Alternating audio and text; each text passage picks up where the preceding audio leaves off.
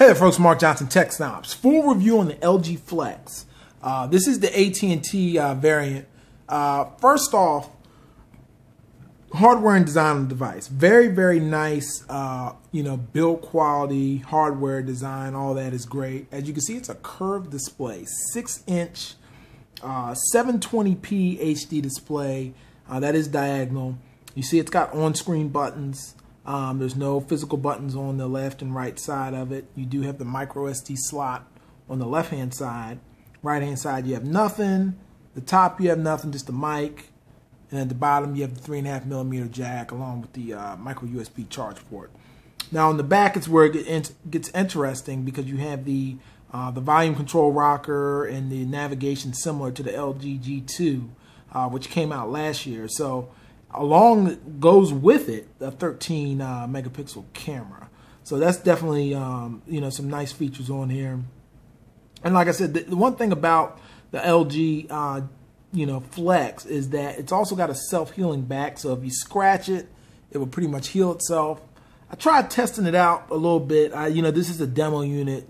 Big shout out goes to AT&T again, but I didn't want to mess up their device too much. But I did try it out and it seemed to work, with my little light scratch test I did. So, but other than that, it's a very, very nice device. The cutting edge specs on it. You have the, like I said, the latest Qualcomm Snapdragon processor, and you've got 2 gigs of RAM in here. Going into the phone. We also have the, let's see what version, Android version. He's got 4.2.2, which is a little bit of a letdown.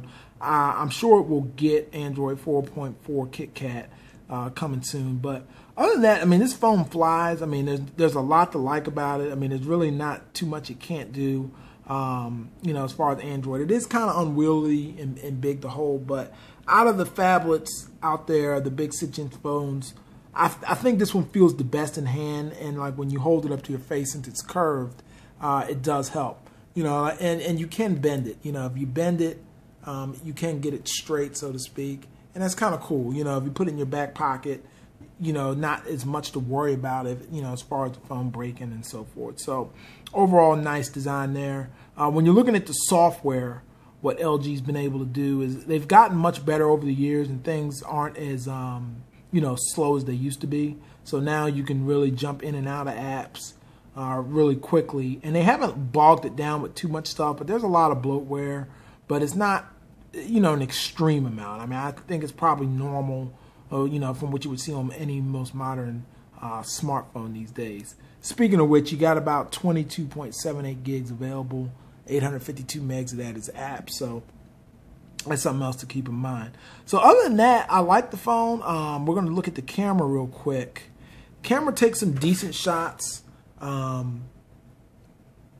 didn't really have any issues with it. It also supports 4K video recording. I'm gonna upload a sample of that. As you can see, UHD for the video size, which is great.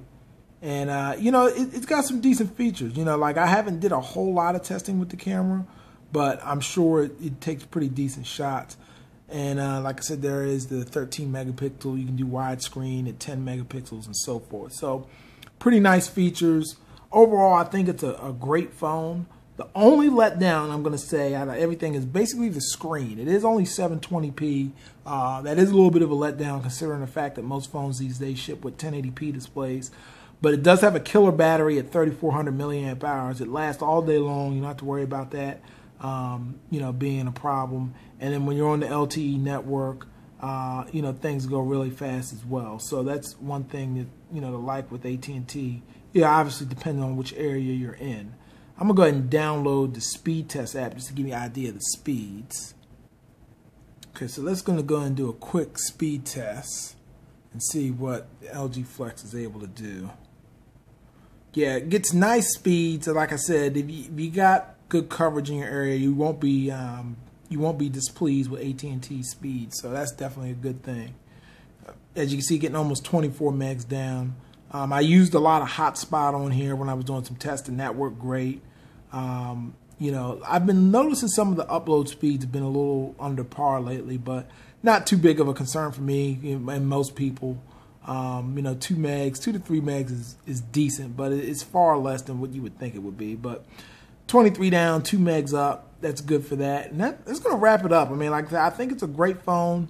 1080p display, I think would make this phone much better from, you know, to look at. It does look good, but if you hold it up to a 1080p phone, you will notice it.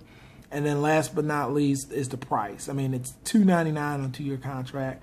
I think if it was down to $199, $149, it would be more reasonable, but you know, we'll see what happens. I'm sure to reach that price point here within the next few months. So thanks for watching. Be sure to check out the site, tech-snobs.com, for more coverage. Take care.